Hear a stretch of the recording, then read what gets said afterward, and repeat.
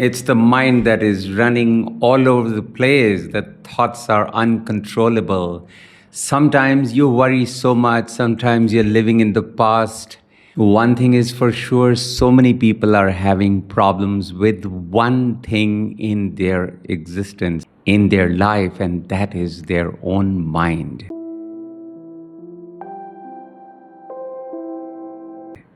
What is our mind? Why is it all over the place? Why is it out of control? Why can't we ever come to terms with our mind? Yet before I start, I can tell you the strongest tool in your life is your own mind. The biggest weakness, at the same time, the strongest tool. Not my words, is something that is described by Kabir ji. He says, Mamma mansyon kaaj hai, man sadhe siddh hoye. Man hi mansyon kahe kabira, mansa milya na koye. He says, everything that we have to do in life is with our mind. In fact, if you are able to control your mind, if you are able to understand and control your mind, your life is set. There is no problem in life. And everything that we talk to, he says, Man hi mansyon kahe kabira, mansa milya na koye. It's the mind that has all the dealings with the mind itself, and hence I can never give you a comparison of what comes close to my mind. It is such a powerful thing. But what is mind? Before we understand the basic components of the mind, let's understand, according to Gurbani, what mind is all about. Number one is our unconscious mind, which has a lot of past memories, conditionings, beliefs, good memories, bad memories, traumas, pleasant memories. Lots of things combined together are what makes our unconscious mind. There are some aspects of this unconscious mind that we don't share with other people, but surprisingly, there are some things that we don't even share with ourselves. Dark secrets of our mind. There are so many, okay? Number two, the mind does not know how to stop. You must have experienced this with yourself, that somehow we cannot stop thinking. We cannot stop thinking about the past. We can't stop thinking about the future, worries about the future. Or we always relate to our present with what had happened in the past in comparison with what is happening today, whether it is good or bad. It's always in comparison either with what we had in the past or with other people. But one thing is for sure, the mind just doesn't quieten down.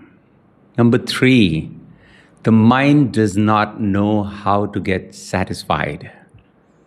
There's a difference between the mind and the body. The body has its limitations.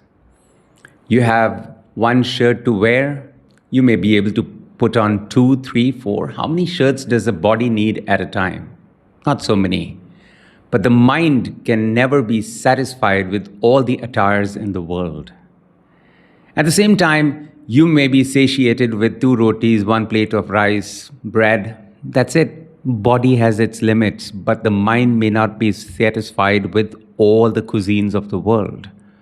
The mind does not know how to get satisfied. And number 4 is the mind is very cunning in escaping itself because it doesn't want to change. So even if some things happen, it changes for a while, but to change the mind requires so much effort, so much understanding. And yet, now we come to those aspects of the mind which stun people. Because all the polarities in our life are actually caused by what we call as our mind. In Sukhmani Sahib, Guru Sahib puts it so beautifully. He says, Kabhu nirt kare bopant, kabhu soye rahe din raat. A person sometimes is dancing, has so much energy, and sometimes is slumbering away.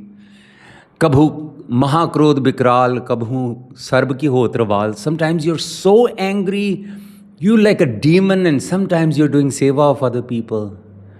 कबू हुए रहा बड़ राजा, कबहू भिखारी नीच का साजा. Sometimes you are so pompous, controlling people, having so much ego. And sometimes you are the dust of other people's feet. कबहू अपकीर्त में आवे, कबहू भला भला कहावे. Sometimes you do all kinds of evil acts, and sometimes there is nobody nobler than you. So many polarities in one person. How can they be? Because of our mind, because of what has been conditioned inside us. Keeping these polarities in mind, we have to try to understand the mind first. What is our mind?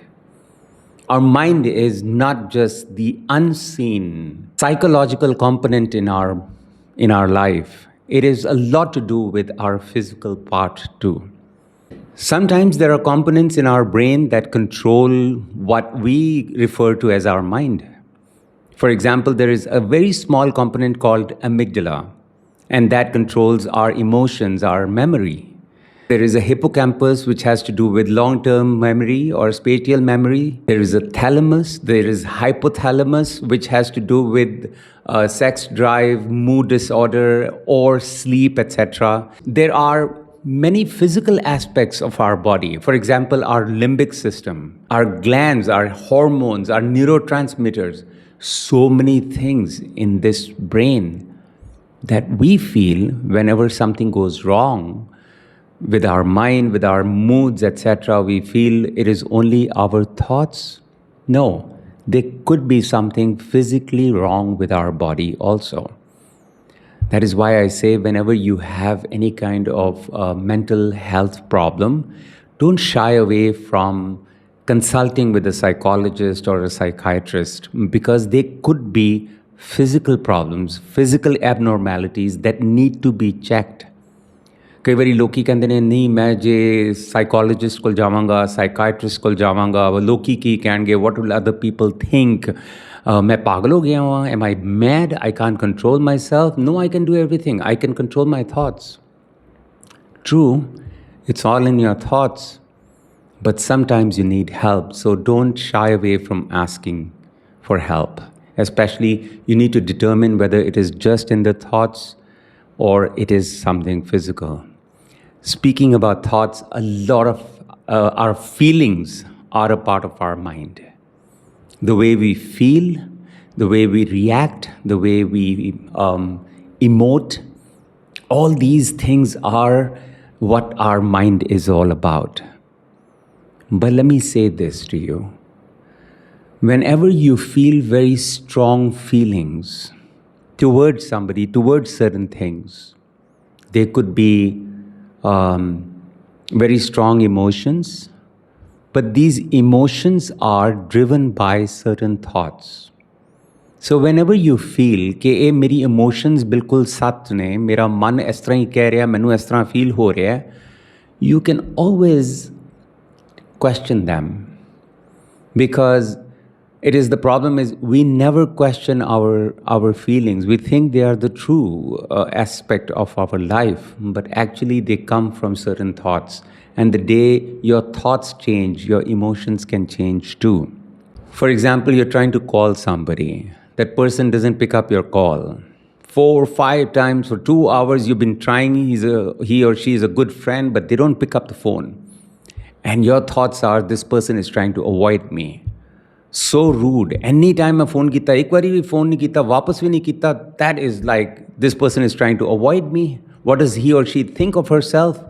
All those thoughts go on for 3-4 hours. Some people react in this way because this is the way we are thinking. 4 hours later, this person calls back and says, sorry, mom was in the ICU, I was taking care of her. Your emotions change right away. You start asking him or her, how's your mom? Everything okay? You should have picked up the phone. The person says, sorry, I was in the ambulance, couldn't pick up the phone. You start feeling guilty about those emotions because your thoughts change.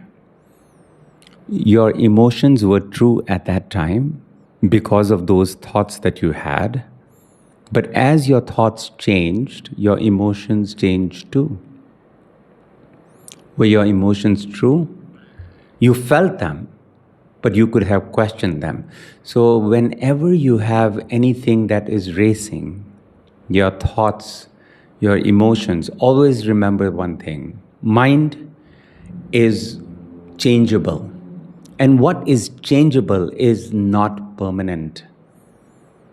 And what is not permanent may not be true. May or may not be true. I'm not saying deny all your emotions. I'm not saying deny all your thoughts. Some of what you're thinking is right.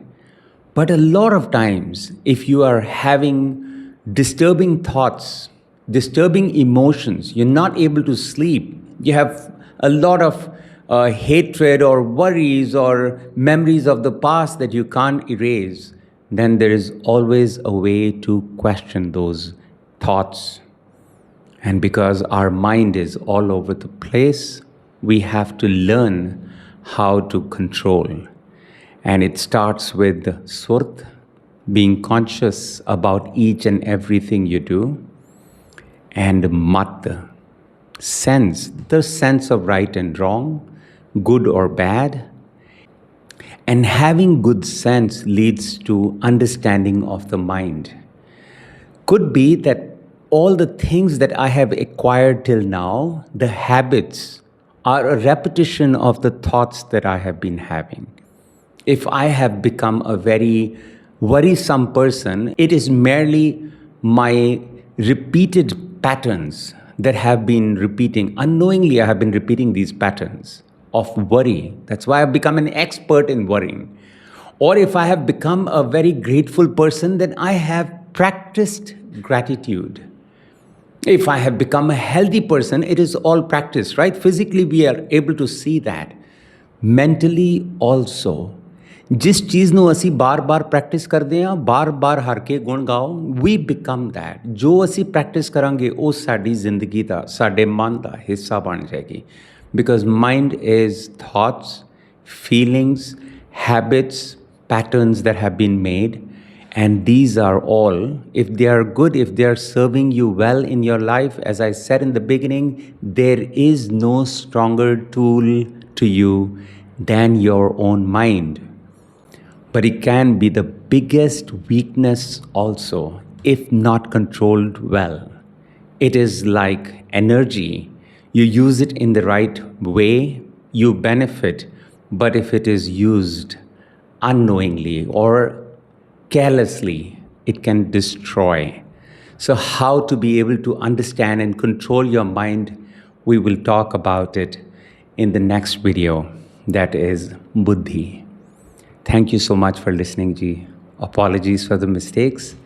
Guru Fateh, Sat Shri Akal, Salam, Namaste. Thank you so much. See you again.